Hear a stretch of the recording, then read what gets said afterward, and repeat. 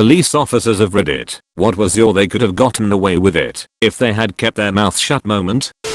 I had a car pass me once. Passenger hangs the upper half of his body out of the passenger side window with his middle finger in the air while screaming, "Duck the police." He had my attention for the seatbelt violation. I got behind the car and ran the registration. Registration is suspended. Registered owner's driver's license is attached to the registration and his license is suspended. Registered owner also has 2 warrants for retail theft. I stopped the car and they both started with the free speech thing and how I can't stop them for giving me the finger or swearing, which is 100% correct when I pointed out that I can. However, stop them for the passenger not wearing a seatbelt and for the registration violation.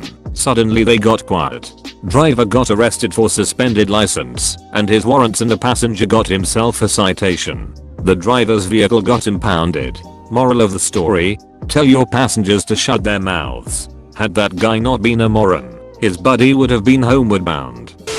I was asked to help keep peace while 2 probation officers searched a guy's house. Before everyone gets upset, in most jurisdictions, you have to submit to a search of your person and your home if you're on probation.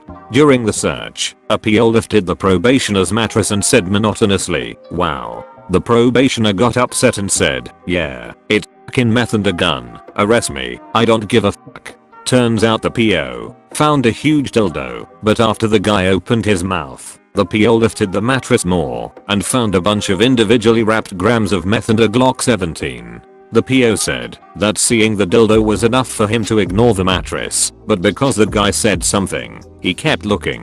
That guy's attitude and his need to open his mouth got him 10 years in prison. No a police officer, but I do know of this house in my local village that was a notorious drug den. The police came to search the place, but couldn't find anything. As they were leaving, the lovely owner yelled at them that they should brought the drug dogs. So yeah, they came back a few days later with the drug sniffing dogs and found huge amounts of drugs hidden away. Absolute morons. Okay, so we had a DUI accident where a guy kept driving straight into the woods into a tree because his GPS was predicting a future street. He walked back to his hotel room and left his check-in papers in the car. So we go to the hotel and go to his room and knock on the door. He did not have to answer, but he did. He was pretty clearly drunk. I asked him if he had anything to drink since the accident. He did not have to answer, or he could have told us that he drank after the accident.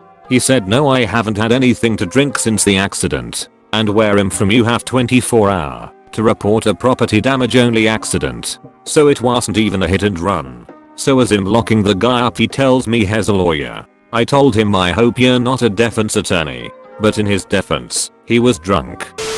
Currently watching Live PD, and the guy told the officer I have caffeine pills in my back pocket, gets them out, puts them on the hood. Everyone's chill. Dude then comes clean and says it's Molly, and the officers look at each other and go, "Do we even have a test kit for that?" Other officer says no, dude's face just shows he should have kept his mouth shut. Edit, spelling and grammar.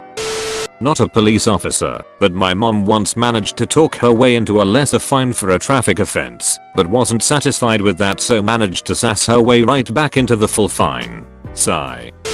A cousin of a friend of mine travels around the state to take in deadbeat dads. Gets to one place, a 4-year-old kid is home, dad isn't. So the cop starts talking to the kid, making sure he's okay and such. After a bit of this, kid says to cop, "Want to see my dad's secret garden?" Takes him to a closet with a false back, opens it up to see a small pot farm.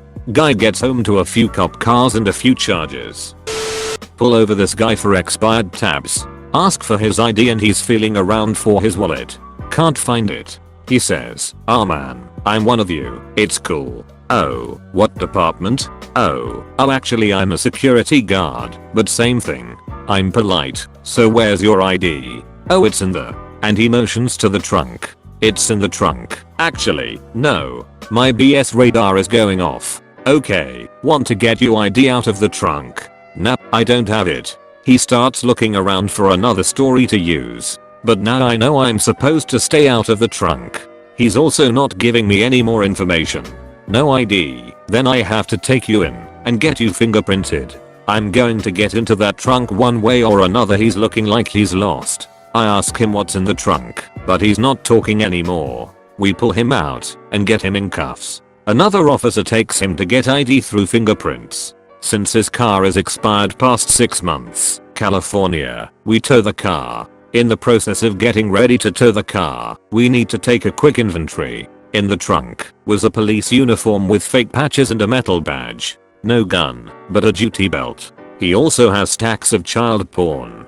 This is a guy who a neighboring city had been looking for months. His MO was to dress as a police officer, talk to kids, and you can figure out the rest.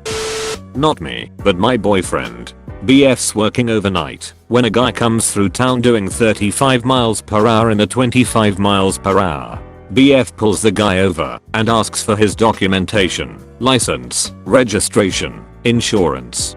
Guy flips open his glove box, snatches his documents out, and snaps the glove box closed super fast. BF laughs and says, "What do you have in there?" Guy gets a little sheepish and says, "You know, registration, insurance," whispers, "little bit of weed," end whisper. BF, "What?" Guy coughs and says, "Registration, insurance, and a little bit of weed." BF laughs again and says, "Seriously? Can I see?" Guy got a slap on the wrist for being honest and having a very small amount.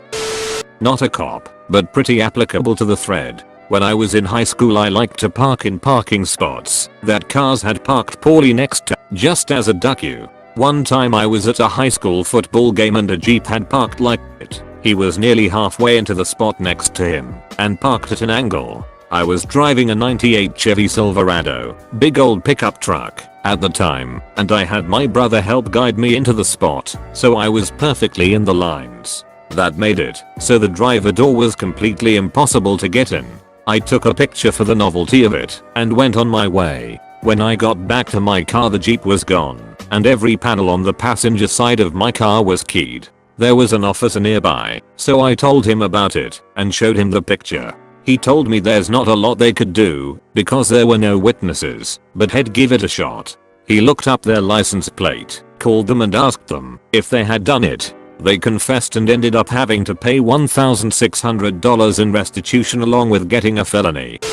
I've had countless times where dudes give consent to search them or the vehicle and they end up having drugs. It baffles me why you would let me search if you don't have to, knowing there's some damn heroin in your car, mayo. So this happened a few years ago. I was patrolling with my buddy at night. It was almost the end of our shift. Suddenly, we get an alert that a local nearby gas station had just been robbed, unsuccessfully, and that the suspect was supposed to pass by us in a red car. Indeed, seconds later we saw a man speeding through the road.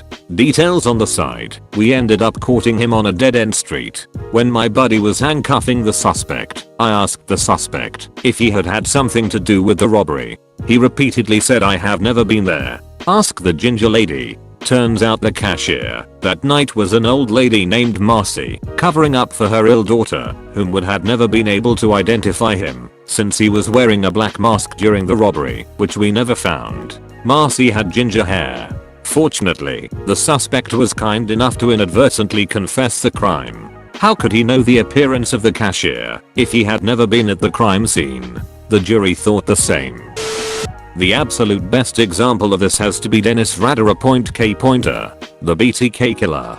For those of you unfamiliar with BTK, it stood for bind, torture, kill, and he was a notorious serial killer spanning several decades from 1974 until 1991, and he's responsible for at least 10 murders. Anyway, BTK went silent for a long time and nobody had heard anything up until 2004, when he started sending in letters to the police and media again. In 2005 he sends a letter to the police asking if he sends in a floppy disk will they be able to trace it. They tell him no, so the doofus sends them a disk. They are able to recover metadata from a deleted Word document from the disk which contained his name and the church where he was president of their council. They were easily able to find him after that, and he was arrested and eventually given 10 consecutive life sentences. He probably could have gotten away with all those murders if he would have just stayed silent.